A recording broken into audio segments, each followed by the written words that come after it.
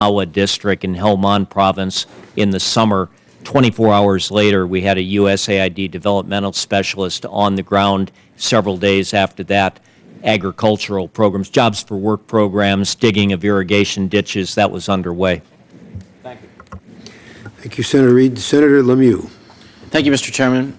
Ambassador and General, thank you for being here. Thank you for your public service all these years. I had the opportunity to visit with you in Afghanistan along with Senator Burr and Senator Whitehouse at the end of October. Since the time of our trip, and perhaps General McCjrystal, you could answer this question first, has the situation improved in terms of our fight against the insurgency, stayed the same, or slid backwards?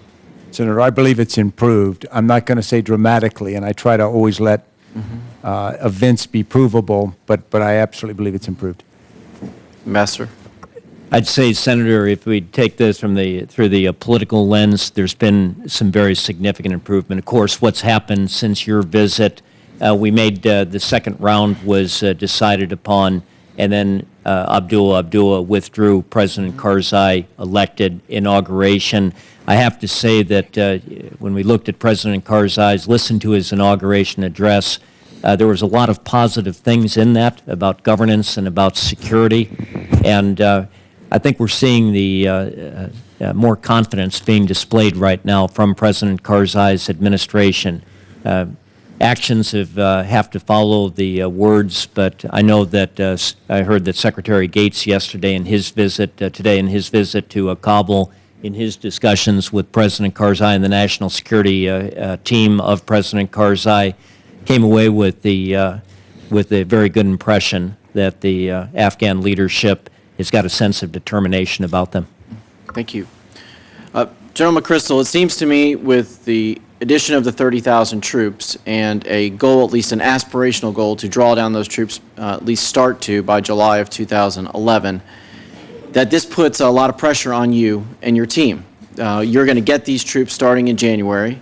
The troops, I guess, will not be fully deployed in theater until maybe the summer. That might be ambitious. So you have what it seems to me is a year to show real success with the full complement of the troops. Do you think that that's possible? I mean, would you think that on a scale of 1 to 10, with 10 being very likely and 1 being not likely at all, that you have a chance for success in that period of time? I believe the chance is very high. I am confident that although there's pressure on us to move forward, I think that's fine. There's also pressure on our Afghan partners because they realize we need to move forward, and that's good. And I think there's going to be a tremendous amount of pressure on the enemy because the force is already on the ground, and then the changes we've made and this additional 30,000, I think we're going to be able to make very, very significant progress. Ambassador, do you think that the Afghan government senses the pressure of this timeline and that they are fully engaged to make this a successful period for us? Senator, I do. Success for all of us in Afghanistan, of course, is the point when the government of Afghanistan is able to provide for the security of its own people. And there's a bit of ambivalence right now in the Afghan leaders and their people, and it's understandable. On the one hand, they do want to stand up and have full control of their sovereignty. That was reflected in President Karzai's inauguration address, where he said within 5 years, over the course of his second term, he wants Afghanistan's security forces to be in the lead, responsible for security nationwide. Against that, given the history of modern Afghanistan, given the uncertainty of the neighborhood that they live in, there's a nervousness about losing the presence of NATO ISAF and the Americans. So there's the tension. I believe, as General McCjrystal does, that this July 2011 date is a very good forcing function to get the Afghan leadership to stand up, to have a hard target for their army and police to move to. President Karzai's initial reaction to it was positive. He said, we need that kind of pressure. We want to stand up. But at the same time, as General McCjrystal has said, we're going to have to be cognizant of Afghanistan's long-term needs for security.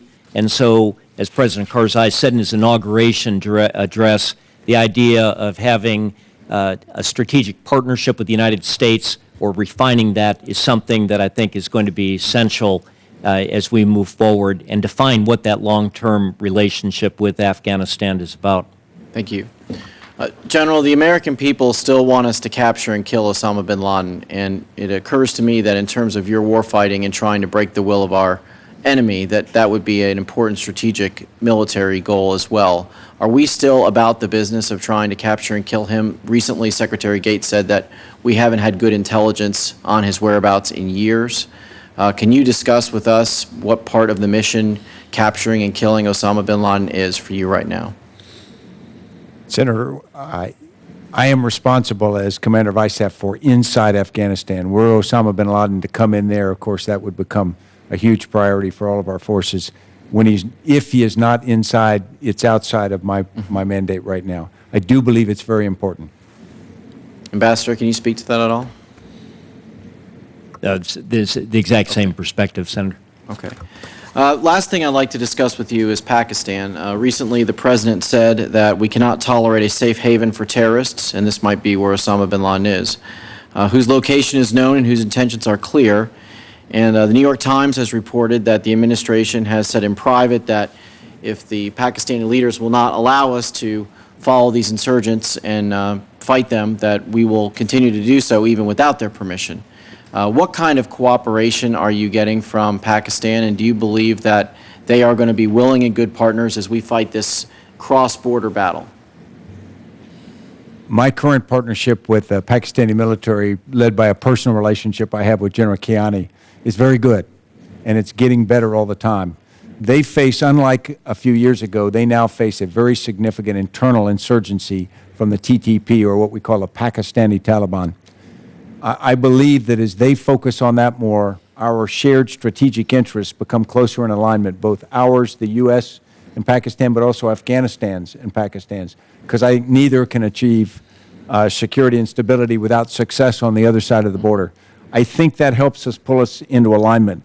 Pakistan does have sovereign strategic interests, which I respect, and I think it's important that what we as a nation do is recognize those, and just like we do with Afghanistan, reinforce that long-term partnership. Ambassador?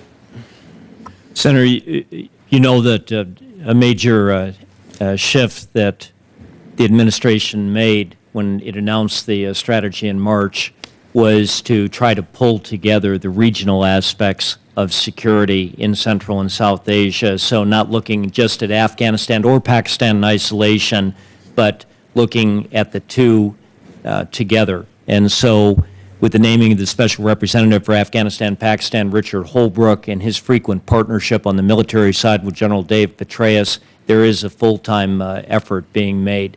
I would also say that when you talk about then the embassy, our embassy in Islamabad, Ambassador Ann Patterson, our embassy in Kabul, that we do work together under Ambassador Holbrooke's direction to try to find ways to facilitate cooperation beyond the military and security domain between Afghanistan and Pakistan, political dialogues that we try to encourage, and more promising in the area of economic cooperation, trying to help both sides reach a transit trade agreement to improve trade, working with both sides to help improve customs posts along the frontier. And some of those projects have led to positive results. There's not going to be any real significant breakthroughs there, but we do have a comprehensive approach. Thank you, and again, thank you both for your service. Mr. Chairman? Thank you, Senator LeMieux. Senator Akaka. Thank you very much, Mr. Chairman. I want to say welcome, add my welcome to